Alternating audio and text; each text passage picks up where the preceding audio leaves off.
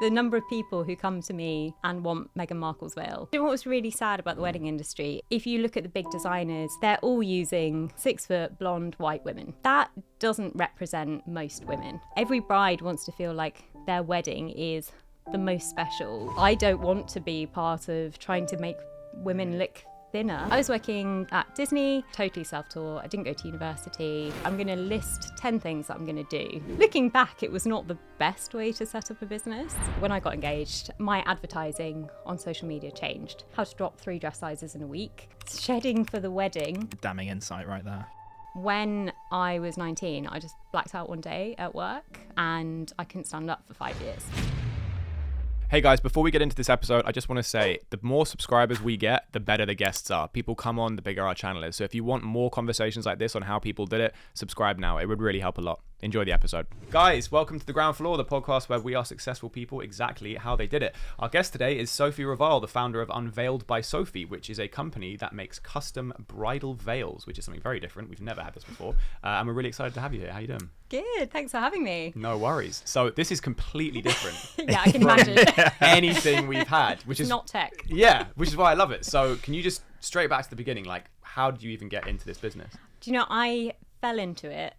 It was a total accident. So I was working in costume at the time. So I was making headdresses for Disney. I'd been doing that for sort of 3 or 4 years. Oh, cool. Yeah, I loved it. Yeah, that's quite a cool job. Every little girl's like dream of sparkly headdresses. You get to be around Disney princesses 24/7. Essentially, yeah. Yeah. It was great.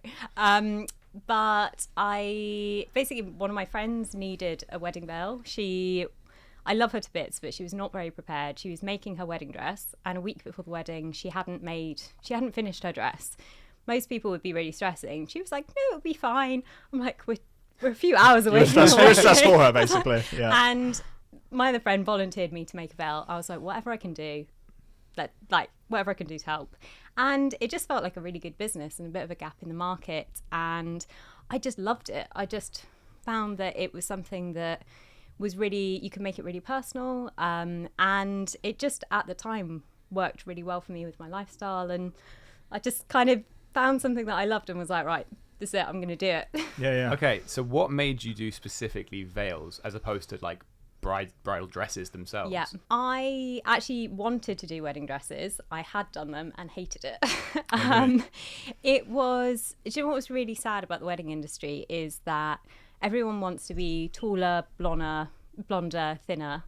And when you're making wedding dresses, that's what every bride wants, because we're so conditioned to think that that's the beauty standard. That's what you need to get married. And do you know what? It made me really unhappy. I had this beautiful bride she was like this Spanish girl. She was absolutely amazing. She had a 24-inch waist, which is the size of most people's thigh. And she said, "Oh, I look really fat. Can you make it so I can't breathe? I don't care if I pass out." And I just had this moment, and I was like, this is not for me. I love the wedding industry, but I don't want to be part of trying to make women look thinner than they need to be. Like, you don't have to be thinner to get married. And, you know, it was something that I was like, this is just not. This is not for me. And I thought that I wanted to do that. That's what I thought when I was younger. I was like, that's what I'm going to do. So it was quite difficult because in many respects I was a bit lost, because suddenly it was like this thing that I loved. I was like, oh, it's not, you know how sometimes that expectation versus reality, I was like, this is not what I thought it would be. And then I found that veils had the beauty of the wedding industry without the size dependency. And, you know, I just think that there is, when you get engaged, like when I got engaged, my advertising on social media changed. So instantly I got how to drop 3 dress sizes in a week. I got shedding for the wedding was the top hashtag that would come up on my feed. Fat dissolving injections. And I said to my husband, like, what advertising are you getting? And he was like, football. Not that. Yeah. Congratulations. Exactly. You got one to stay with you. Exactly. I was like, well, you're engaged.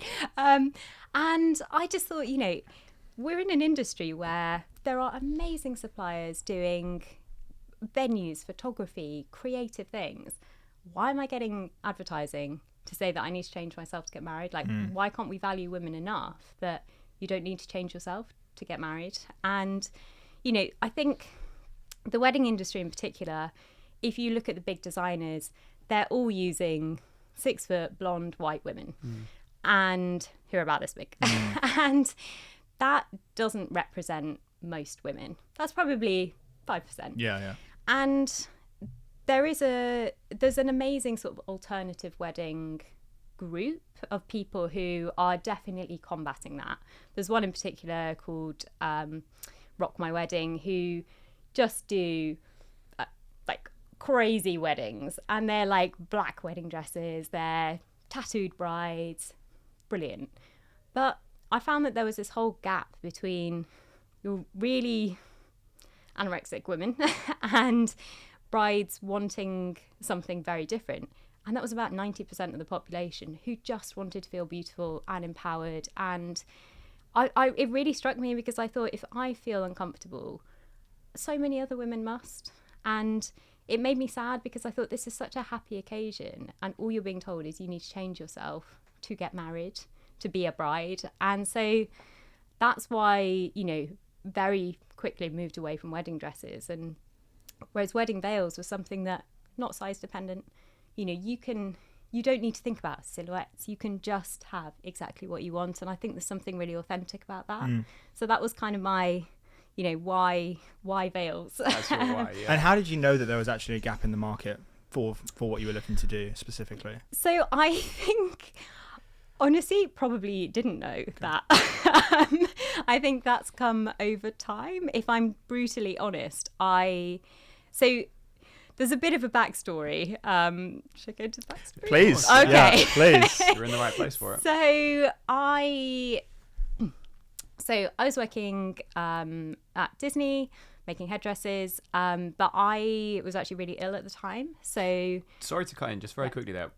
Making headdress for Disney, was this for Disney World, or was this for the movies, or? Yeah, so it was for all of the shows around the world. So West End, did Australia, Hamburg, New York, and then the live action films as well. So, you know, the big, if you've seen it, great film, would recommend.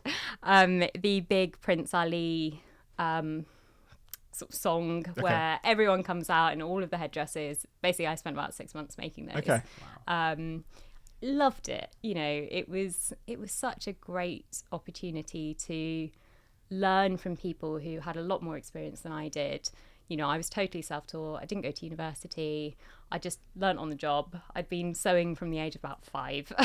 So Interesting. Okay. Hey guys, sorry to interrupt. If you're enjoying the episode so far, please consider hitting the like button. It really helps us out when it comes to growth, and it will tell YouTube that we should make more content like this. So that was what I was doing. But unfortunately at the time I was actually really unwell. So when I was 19, I just blacked out one day at work when I was at the Opera House, and I couldn't stand up for 5 years.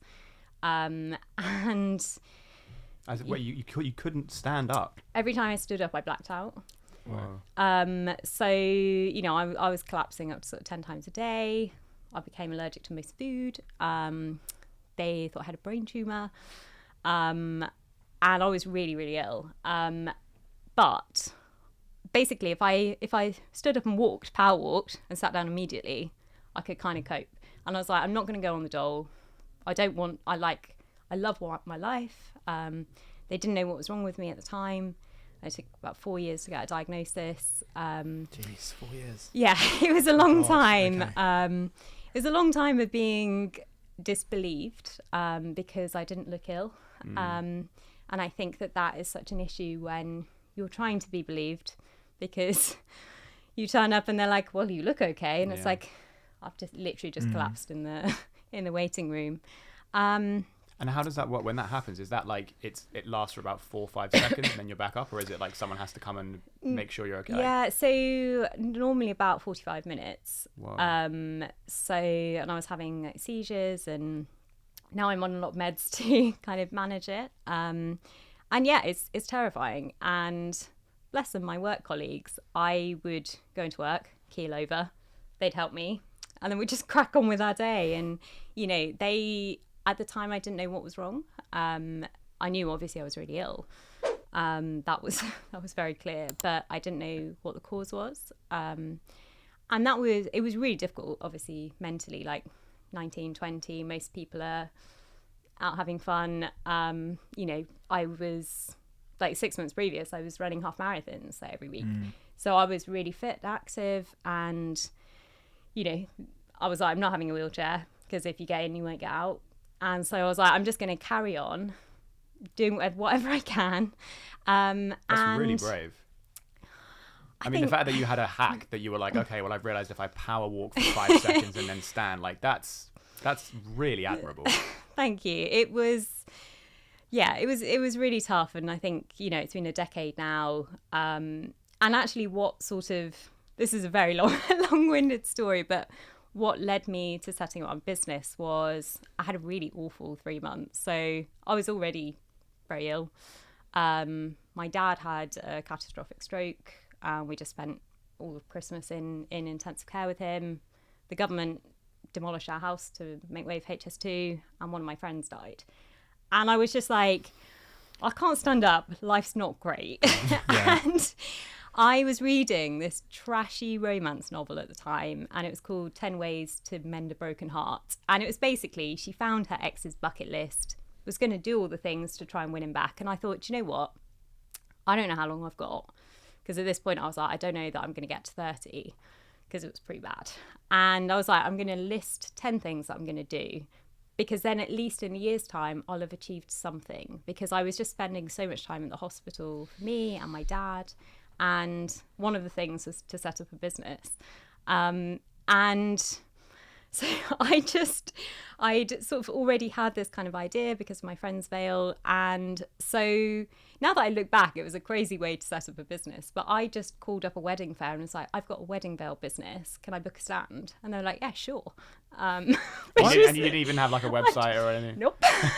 Or any tester samples or? Nope. I was like... That's so dope. But you know what? I was like, that will motivate me to be ready, because I think Yeah. sometimes at that point, I wasn't thinking long term, because I didn't really, I was 24. I didn't really have like long term in my mind, because I think that experience of, to be honest, thinking I wasn't going to live, it was like, I might as well just crack on and do it, because then at least I can spend the next X number of years doing something that I enjoy, rather than, getting lost in all the health stuff, or just not really enjoying what time you have. And I'm really glad to say, I've got a diagnosis now. I'm generally well. I'm managing it well.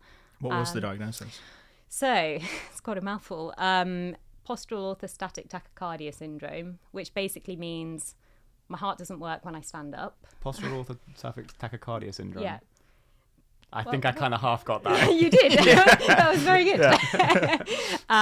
So it's basically where your autonomic nervous system doesn't regulate your heart, your blood pressure. So normally when you stand up, the veins in your legs constrict, and basically my blood just falls straight to my feet, which is not an ideal place for your blood to be. And Ehlers-Danlos syndrome, which is like a connective tissue disorder. So I'm very bendy. And that's the sort of underlying thing. And then another one called mast cell activation syndrome, which basically I became allergic to anything. So laughing, the weather. So sorry, laughing. So... Yeah, so that can cause me anaphylaxis. Don't worry, I've got EpiPens. Wow, okay. And it's okay now. It's like, I'm like stable now. But that wasn't great. Most food... Is it so bad that I'm the most tempted to make a joke now? No, go on, go for it. No, I have no joke. But the fact that I'm like, that's break the tension. Yeah, as a comic, that's the best story. I once made someone laugh so hard, I sent them into anaphylactic shock. That's an accolade. If ever you wanted one, there's an accolade for you. But yeah, go on. So, like pretty rough. Like it was bad. And through that time, went through a lot of misdiagnosis. I thought I had a brain tumor twice, which was pretty terrifying. Lymphoma, like so many different things. And then of course they went, oh no, it's all in your head, because you're a young woman, so you obviously have an eating disorder.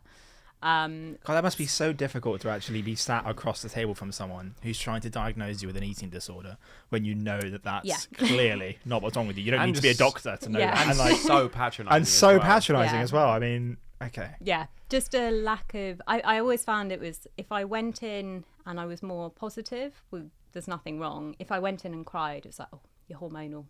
And it's like there was no in between. It's a damning insight right there. Yeah, and that's a difficulty. That's why it took me 4 years. You know, some people it takes them 10 years to get diagnosed, which is staggering because a lot of people don't have that length of fight in them. I think I was really lucky in many respects because I had the support of my family. They were 100% behind me. I knew that I was not okay. So I always had that. I know that I'm not okay. I know that it's not in my head. And of course, as soon as you go, oh, look, you've got a heart condition. It's like, well, that explains quite a lot. That explains why I can't stand up. So you called up this bridal fair. Yeah. I want to circle back to that. I think of that's course. so interesting. So you called up a bridal fair with absolutely nothing. I had made one veil for your friend. For my friend. Yeah, but as in like you made one thing for a mate once. Yep. And you called up a bridal fair and were like, I'm ready.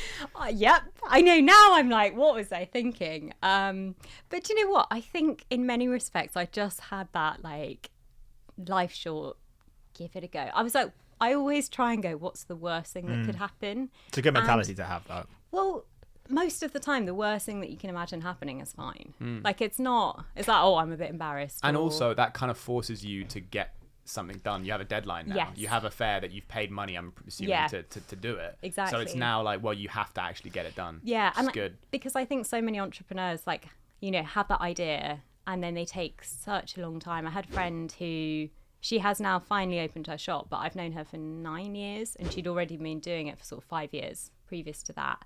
Wow. And you think, wow, 14 years without getting a penny in. And I was like, that's not how I want to do it. I just thought, you know, let's see. Let's get the minimal viable product. Let's just see if I can sell a veil.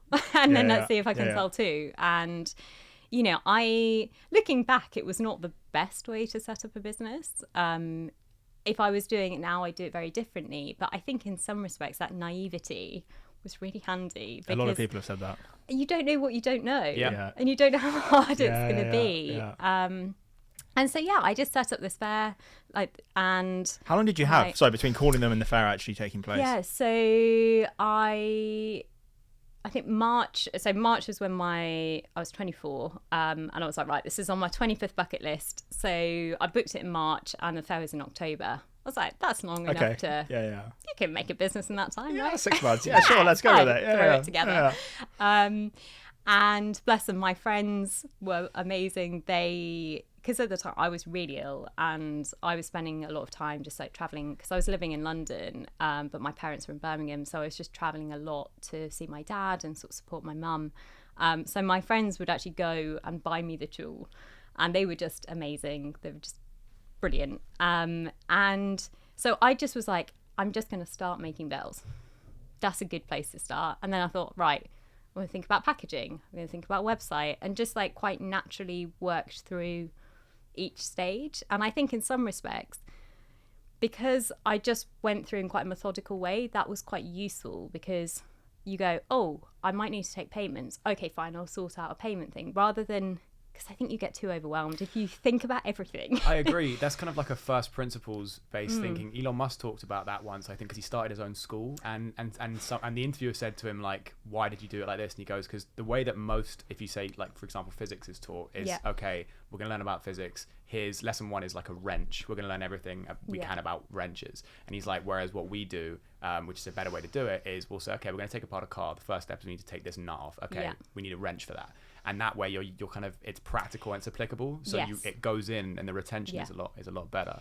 And that's the thing, I think it's all well and good, for instance, reading lots of books, but if you're not applying that, it's useless. And I think that's where I'm loving learning now because I've got the base of knowledge to actually learn from because, you know, otherwise you would just get paralyzed with, there are so many things that you can do, you know, and where do you start? So many people have asked, like, where do you start? And it's like, well, it depends what you want to do. Obviously, I know nothing about setting up a tech company. I couldn't recommend on that where you start. But if it's a products-based business, if it's something that you can make in small quantities, I think that's where you start.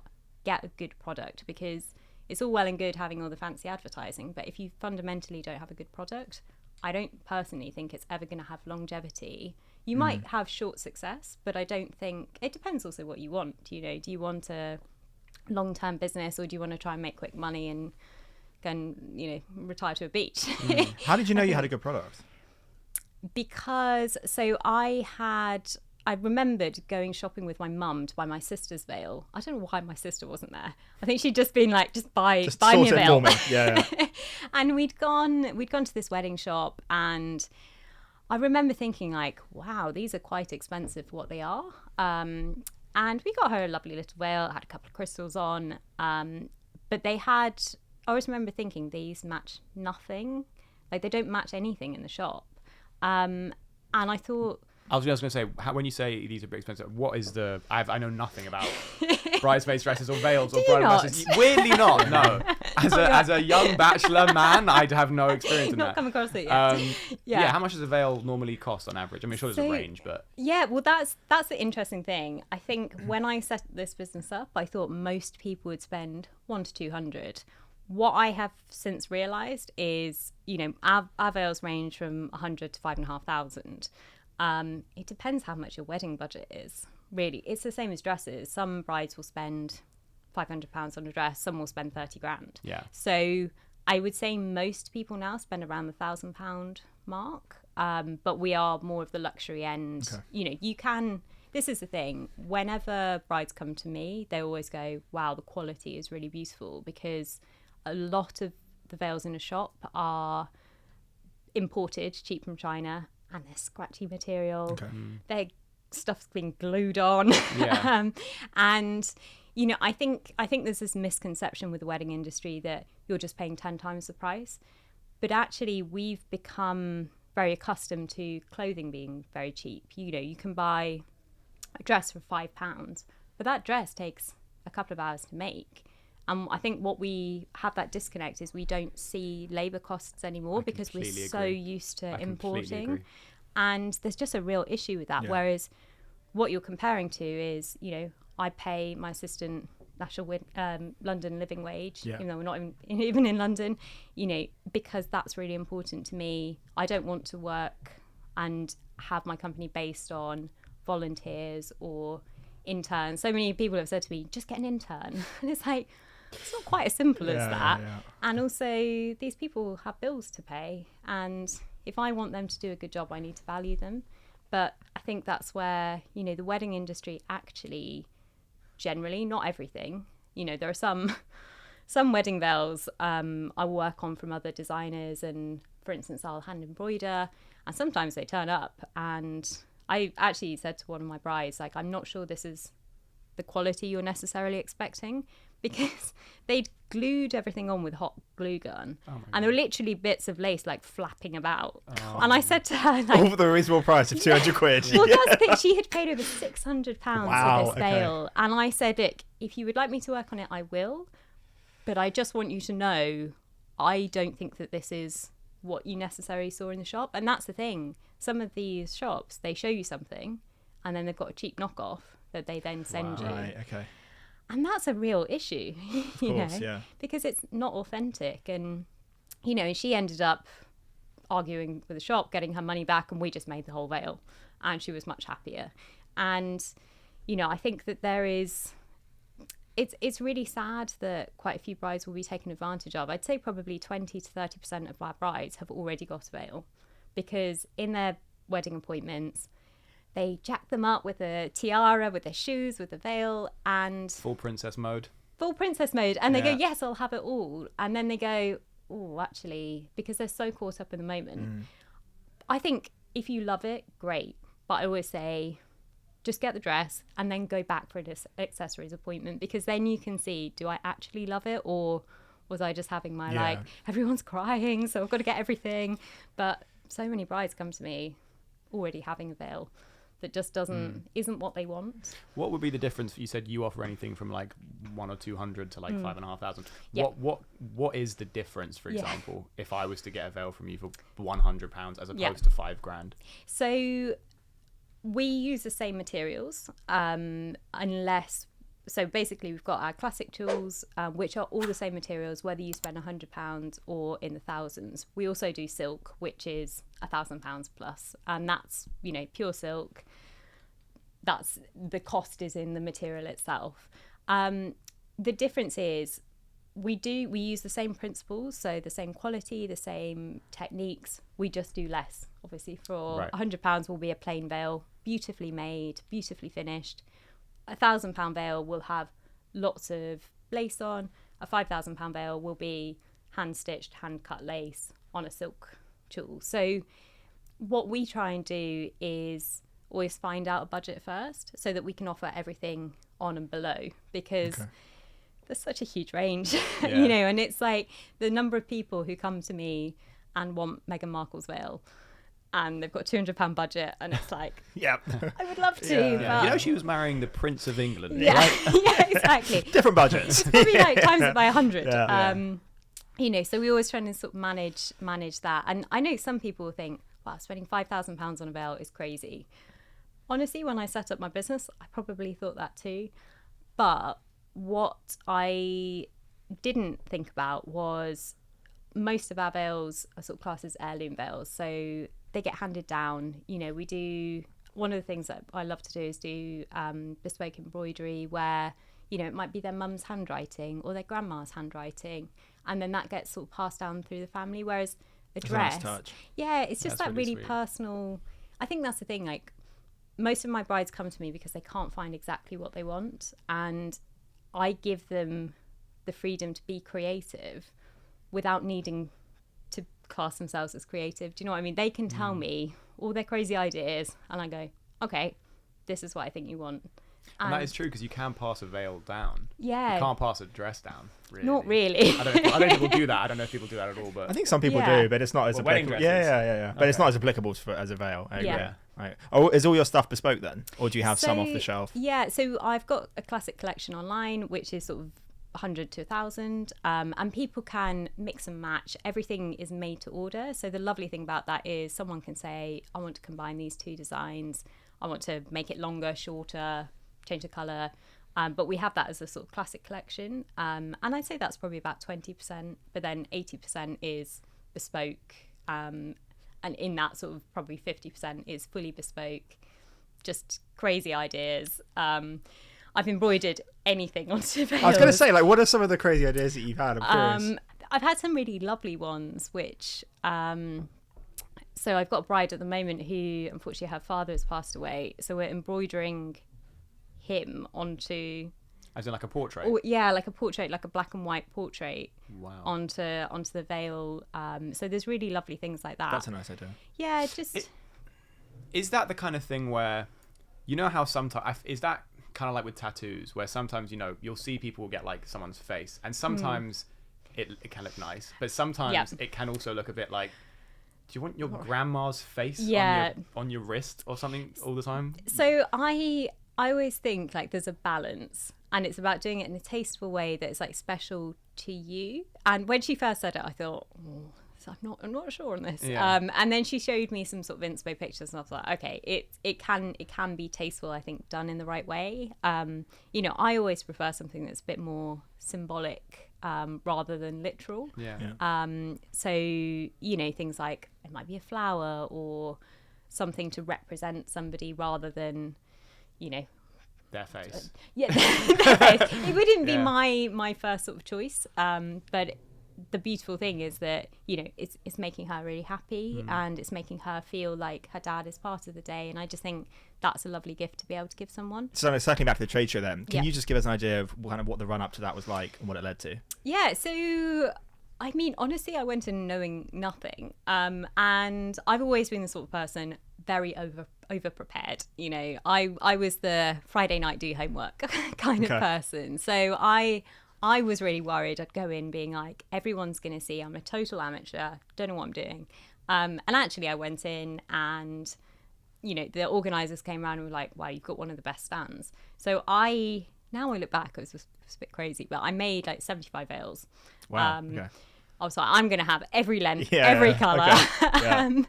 And retrospectively, it was totally unnecessary. I actually probably needed a range of 10. But you don't know what you don't know. And so in the lead up, it was very much... I was just going to say, just on that, you said you had 79. 75, yeah. So you had 75, but as in, were those ready to be sold? Because I know you do bespoke. So they were adjustable, or? No, so they were just lots of different lengths. So there were some that had like lace on, but most of them were plain. Because at this point, I didn't know what sold well. Okay, of course. Because you say do market research, but if you Google what's a popular wedding veil, like nothing comes up. There's no, because it's subjective. So you just made a range of off the rack stuff that anyone could have bought then and there. Because at that time, this is the thing, like as I say, set this up at a really tough time. I was not strategic about it. And now I'm kind of like, if I'd been more strategic, but that's a learning, and that's. But it got you to where you are today, right? Exactly, and in many respects, I learned so much by getting stuff wrong. I mean, I just think actually that those are always the biggest learnings, and I came away really pumped from it. I was just like, the engagement with the couples had been really great. We got loads of details from people who actually did go on and purchase later on. I didn't get any sales on the day, but I kind of. I don't know, I would naively had bought enough boxes for basically like 50% of the stock. Okay, yeah. Honestly, now I look back and be like, what was I thinking? But, it was all part of it. You figure it out. Exactly. Yeah. And I think it was very much like, I tried to go through really methodically of like, if I was a person coming in, what would I want to see? So veils, I got the racks to hang everything, make it look really beautiful. Loads of photos. So I had coerced one of my best friends into being a model for me, bought a dress off eBay, a wedding dress, and I was living in London at the time and had there was a nice green patch behind my house. So we did like a photo shoot, got my camera out. Yeah. So there were loads of photos of her like windy veil shots. So that I was like, great, people think I've got clients. Yeah. Got my friend's wedding pictures. Yeah. So I was like, looks like I've got 2 clients. Yeah. And you got one client that bought every veil that you own. Exactly. She's trying every single one on. Exactly. She just happened to, take all these lovely photos. And then at the time, I was also like, I'm going to do accessories as well. So I might do like hairbands, and I thought about doing shoes, handbags. And that was a real learning, because I think actually I very, very quickly was like, I need to focus on one thing and be the best at doing that. Absolutely. And like almost the more niche you can get, the better. Niche down. Yeah, exactly. And the good Everyone thing, says it. Yeah, it's true. It's so true, because you can get almost anything now online, but to get really good quality things and to get exactly what you want is quite difficult. And I mean, these are the things. I think I made a lot of mistakes, but they were also, I failed quickly. I think that's always the best thing to do. Yeah, it's a good skill, man. Yeah. Yeah, and, not being like, oh, well, I've already done this, so I'm going to carry on doing it. Just, if something's not working, cut it and move on. Why did you go to the trade show out of interest, just on that, versus just going straight to sort of commerce? Oh no, so actually it was a wedding show for couples rather than a trade show. So yeah, it felt like a good place to kind of suss out what brides actually wanted. And I think it was like about 200 couples. And it was great because actually there was a dress shop there, and they had like a little catwalk, and then my veils ended up on the catwalk, and I was like, cool. So excited. Yeah. So did you sell any from that day? I didn't, but not on the actual day, but further down the line, probably about 6 months down the line, actually, sales started coming through. And I think a big part of that was just talking to people, just being personable. Every bride wants to feel like their wedding is the most special, and if you can get on board with that, and I love it. I love just hearing about every little detail. And I think, I got married last year, and congratulations. Oh, thanks. Still married. Where'd you get your veil? Well, I had really great company. Actually, I had 3. Imagine she's like, actually, Tesco's make a banging veil. Great value. Yeah. No, I did make my own. And I've lost my train. Sorry, yeah, you got married last year. That was it. And there was something really special in that. Finally, like properly understanding what it was to like plan your wedding and to have that day that was all about you and how you wanted to feel. And that will remain one of my happiest days of my life, because you look around and every single person is there for you, and that's just magic. Like there's nothing like that. Yeah, it's a beautiful thing. Yeah, one of my best friends just got married like a month ago. It's my first like wedding that wasn't like an old family friend or whatever, and it was it's very special. Exactly, and there's just something so special in that. And I think if you can have that empathy to your bride, to your client, to be like, I get it. It's almost like a little secret of like, I get how it feels. And and that's part of the service as well. Whether you spend £100 or 5,000, you still get that, like, we think your wedding is the best thing ever. So onto the client side of it, one thing that I've been really curious about with this kind of business model in general, is that obviously the nature of what you're doing is a one-shot thing. Yeah. So you hope anyway. In a way, you almost hope they get divorced. Want to double up. But so obviously you hope that they only get married once. Yeah. And so a client that uses you get one fee out of them. Yeah. You get one ticket. So what is it like navigating that in terms of landing and then kind of building a client base? Do you know what, it's difficult. Starting off was difficult because obviously as you say, you don't have that. They can have the best experience, but it's not repeat custom. Apart from very occasionally mums, if mums have sorted out a veil for the first kid, they come back. And I've done one mum who's done all 3 of her daughters. Okay. So there is a small amount of repeat business there. But do you know what? I think the most important thing is they have a great experience, because brides talk. I'm sure neither of you will probably be in any bridesmaid groups, but funny that. Funnily enough. Got kicked from my last one. Oh, Posting too many memes. I'm in my cousin's bridesmaids group, and there's 8 of us, and we're like, oh, have you seen this? Have you seen that? Have you seen this? And it's actually a really small industry. I think if you have a good or a bad reputation, you live or die by that. Yeah. And so word of mouth, currently we're not paying to do any advertising. Wow. Is that so today you've not paid any money to so we've tried I've tried lots of different things. Tried advertising in magazines. They're always getting in touch, like Country Wedding Magazine. Right. Pay like £300 for a quarter of a page or something. Tried lots of different things like that. Did any of those work? Because we would never have thought of doing that for our kind of business, but that's interesting. Not for my type of business, no. See, that's weird, because I thought that would be, because I can imagine that people getting married are reading these wedding magazines for inspiration. Like a country magazine, like you're probably affluent. Yeah, you want like a picturesque wedding, and it's like inspo for it. But do you know what does work is real wedding stories. Okay. So real wedding stories. So whereas like an advert would be, we do bespoke wedding veils, whereas a real wedding story might be a 10-page spread of these beautiful shots, and then at the end you've got suppliers. So at the end it will say veil Unveiled by Sophie. So we got some really good coverage last year in OK magazine, literally by reaching out to celebrities. I just reached out and said, have you sorted your veil? We do really lovely. Yeah.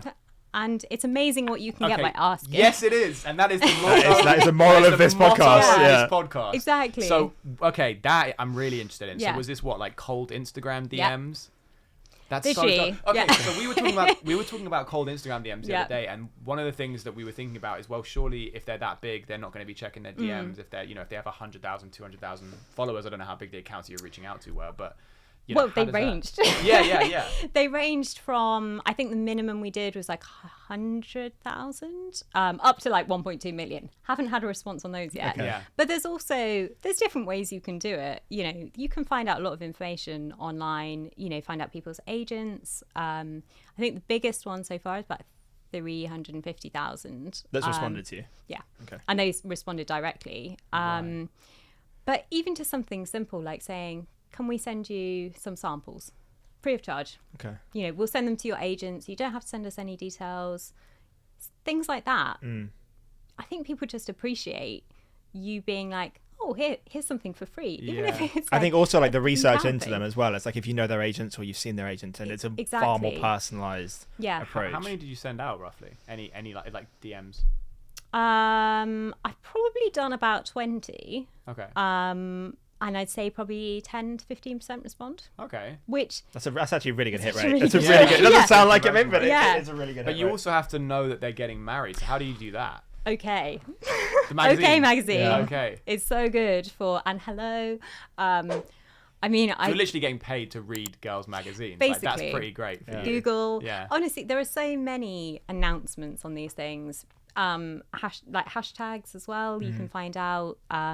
So you know, I think it's so much just about thinking outside the box. I think that's the biggest thing. For instance, things like one of the things I'm doing right now is obviously we're not paying for advertising, but we are trying to partner with as many different companies as possible. So literally reaching out to venues and saying, do you have a wedding veil supplier? And most of them go, oh, no, we don't. And then we go, look, here's our brochure. Here's what we do. Okay. Here's our past clients. Here's, 100 5-star reviews. Yeah. And it's amazing what you can get just by talking to people and just saying like, oh, can we hop on a call? We can tell you what we do. Don't worry if it doesn't suit you, that's fine. But researching the higher value sort of clients, where they get married, it's just thinking outside the box. I think like if you can think creatively and sort of do what everyone else is doing, that's how I kind of. So March to October, you were basically prepping for this fair. Yeah. Were you still working at Disney at the time? Yeah, so I was. Okay. So I was doing that 3 days a week. And sort of 4 days a week I was flat on my back, not very well, but working. It's amazing what you can do lying down. Yeah, well, not standing up's not an excuse, so let's get these veils made. Exactly. It's okay, like, come on. So from March to October, you're making these veils, right? You do the fair, and you said for about 6 months you didn't hear anything from people from the fair. Yeah. So were you getting any other sales from other avenues in those 6 months? Or? Yeah. So again, word of mouth. My friends were amazing. They would be like, "Oh, my mate's getting married. I'll put you in touch," because honestly, I think by then everyone was a bit like, wow, Soph's had a bit of a tough time. And they were just so happy to any way that they could help. And that was a really simple way because they knew that, I was working at Disney, I was making really good quality things. They knew that whoever would have a very good service with me. And that's how I got my first sort of clients. And again, just talking to people, I advertised on Facebook. I remember the day that I put that up, I was like bracing myself. I was ready. And waiting for the inflow of all the clients in the world. Yeah, I know. What am I going to do with this money? Exactly. Like, how am I going to cope? I got all of my packaging ready. And obviously you upload it and nothing happens. And then like 3 days later, like someone went on the website. When did you leave your job? So it's about 2 years in, and I finished a Disney contract, and I still had work there, but I was working on the Mulan film live action, and it sounds really great, but I basically just cut circles of leather for like 3 months, and I was like, I've got something that I love that I haven't got time to do, and I just thought, you know what, life's short. I'm gonna go all in. Because did you have why savings not? at this point? Or? Yeah, I did. So that's the thing, because I'd worked from 16, and it was a bit unfortunate because I had worked and saved really hard because I wanted to do like a year abroad, and that's when I got ill. So I had this kind of pot of savings that I was like, will cover my rent. And by this time, Unveiled was making like enough to live on. I lived very cheaply, as cheaply as you can in London, but lived off chickpeas. So I had quite a cheap lifestyle. Of course it's scary, but I think that this is, for most people, that transition is really hard, but I was already self-employed. So it wasn't that big a change. It was just changing my income stream and where my focus was, rather than I wasn't leaving a contracted job. And I think that is really difficult, because suddenly you don't have holiday pay. And that's the thing, I would never go back because I love being my own boss and being able to have the flexibility. I don't know if you can though. I feel like anybody, as soon as they get that, they get exposure to that life and they know what it feels like. I don't know anybody that could. they could then go back working for somebody else once they do it. And that's why you're so trapped, aren't you, in in sort of work where you're contracted and you're, things like having to ask somebody for time off. It's like, I love the fact that I can say, do you know what, I'm not feeling great today. Yeah. I'm going to do a half day. And that doesn't mean that I work less hard. Actually, probably work harder because it's my own business and I love it. But, I'm not beholden to anyone else if I need a bit of flexibility. What's your advice to anyone listening who maybe is at that point where they've been running a business on the side of a job and they're just really scared about taking that leap and aren't quite confident enough to do it? What advice could you give them? I think, it's sort of going back to earlier of like, what's the worst case scenario? And we've actually got this. My husband has just quit his job to join the business. Wow. Yeah, and I know for him that he's been employed for 10 years. Started off in banking, worked in tech. So, it's a big change going suddenly like, okay, we're not going to have a steady income. And obviously, like now we've got steady income from Unveiled, but it's not a guaranteed income. I think though sometimes it feels like an all or nothing. I think if you have a good proof of concept and it has a good profit margin, then part of me is like, well, give it a go, because you're probably not going to regret it. That's not to say you've got a whim of an idea that you haven't put any work behind. I wouldn't then go and quit your job. See, does it work? Is there a market out there? Because I think, I've got a lovely friend who, she wanted to make vegan leather wallets out of like pineapple skin. Okay. And they're beautiful. But she's already closed the business because she went, actually, I'm a creative person. I just want to I don't want to do all the business stuff. I just want to make the wallets. And she said, actually, it's really hard to sell because, there just isn't the market there. So I think if you've got to a point where you know that there's a market, it can be profitable, even if it's not quite profitable yet, then I would say life's too short. I think in some respects, I've been really lucky to have quite drastic sort of perspective on life of you don't know how much time you've got. And that made me very much like, what's the worst? Yeah, no, it's a good attitude to have. It really is. I mean, like how, just on that, and this might sound like a stupid question, but like how does someone know that there is a market for their product? Like what's the sort of turning point? Is it a physical number? Is it traction? I mean, like how... So I think it's really dependent on what that product is. As I say, like I can't really say about tech. I think there's probably different markers depending on what you're in. And it's where it's difficult because if I'd have researched, I maybe wouldn't have done what I've done now. And I would have gone, oh, maybe there isn't a market. I think that either it's going to be a really new product that you think this solves a problem that nobody else has thought of, or it's something that already exists but done in a different way. And I think it's seeing, will people pay for it? And will people pay a reasonable amount of money for it? As in, and I don't mean reasonable as expensive, I mean, does it cover your costs? Is there any margin in it? And that might be 10 sales. It doesn't necessarily have to be 100, 1,000. But I think it's not one sale. I think it's actually then talking to the people that you've sold them to and saying, what did you think? Is it a good product? Would you buy it again? Especially if it's a repeat business. Do they come back? Why don't they come back? Asking all of those questions, getting that data. I think for what I was doing, by the time I'd kind of got to that point where I was like, I just want to do this full time, I'd had enough sales, I'd had enough positive feedback that I was like, I'm good at this. I think that's a really key thing to actually go like, are you good at it? Because as humans, we don't like to be like, I'm good at this.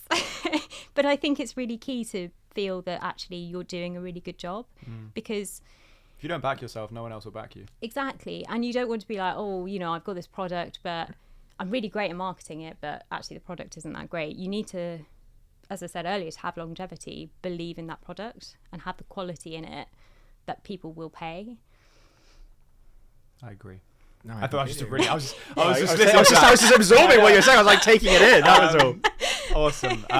Sophie, this has been such an awesome chat. I want to round off with the same question that we ask at the end of every episode, which is for anyone watching who might be thinking of starting their own business, if you could give them one piece of practical, actionable advice, so not, believe in yourself, what would that be?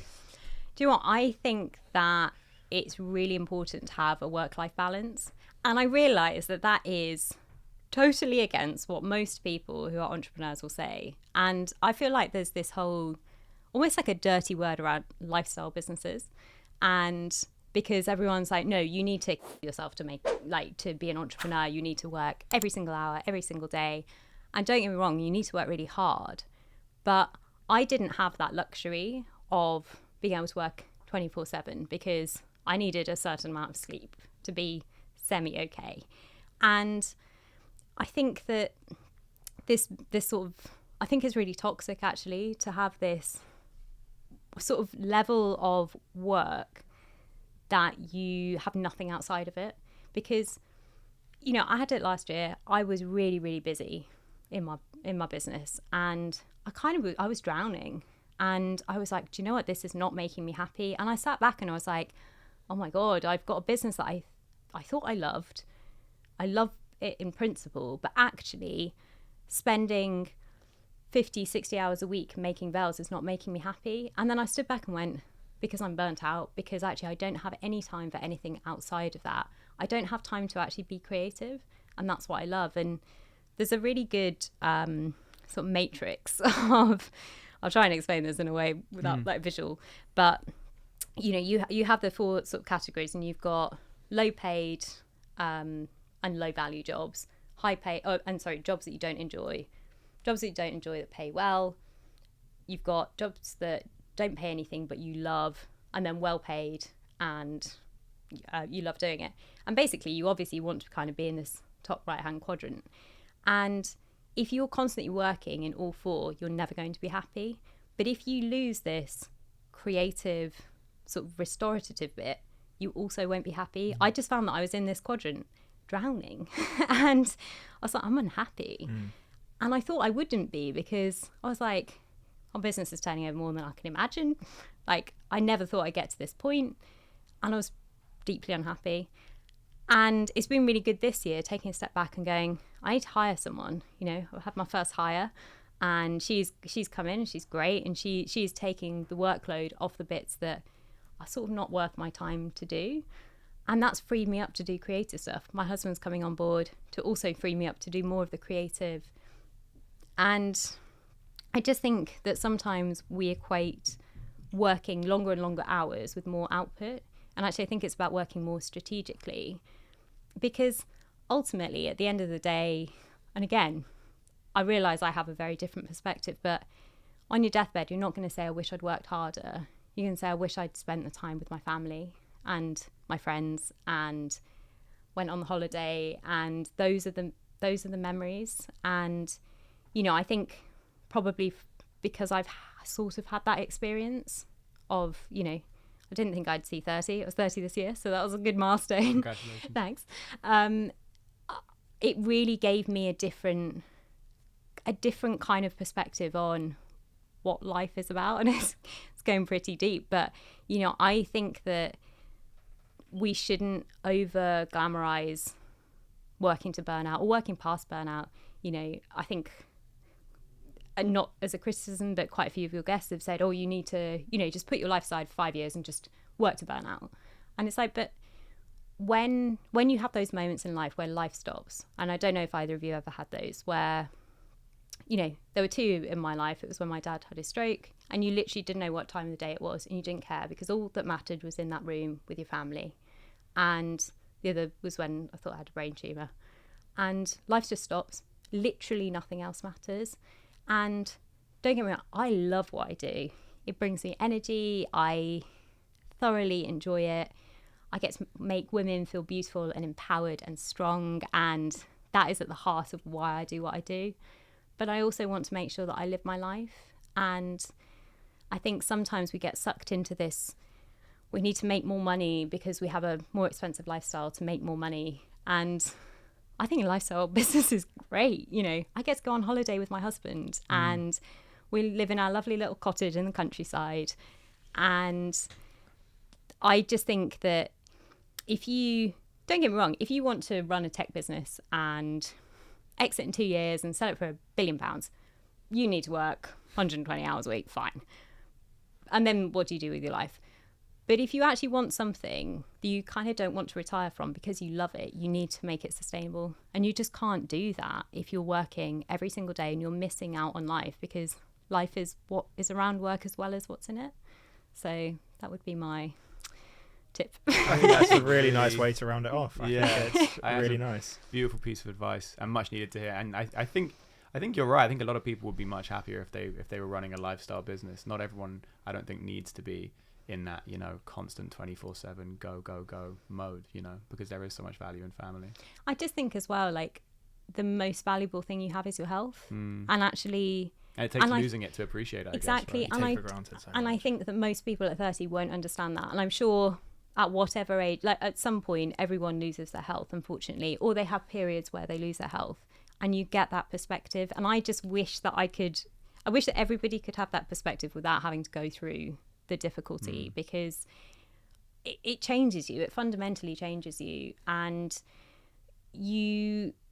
I guess it's so easy to think, oh, I'm just going to work to burn out because I'll recover and I'll be fine. But I didn't. I got a ear infection which spread to my brain. It was just a total fluke thing. I wasn't even working crazy hours or anything, and I wasn't at that point thinking like, oh, I wish I could get better to work. I was thinking, I wish I could get better to live my life, to see my parents, to one day get married, have a family, and money is not the be all and end all. And I understand like some people have a very different perspective, and that's absolutely fair enough. But that would be it's not about not working hard. I work really hard and I love it, because I don't think you can work hard at something you don't love. And like we were saying earlier, I think self-employed people often work harder because you're so invested. But don't let life pass you by. Yeah, exactly. Yeah. Well, Sophie, that was amazing. Thank you so much. Right in the camera, where can people find you? At unveiledbysophie.co.uk, and then on social media at unveiledbysophie. Awesome. Guys, what an amazing conversation. Something completely different that we've never had before. So really amazing. Make sure to subscribe, turn on post notifications, and we've got even more amazing guests coming on the way. But for now, Sophie, thank you so much for being here. Really appreciate it. Thanks for having me. No, our pleasure.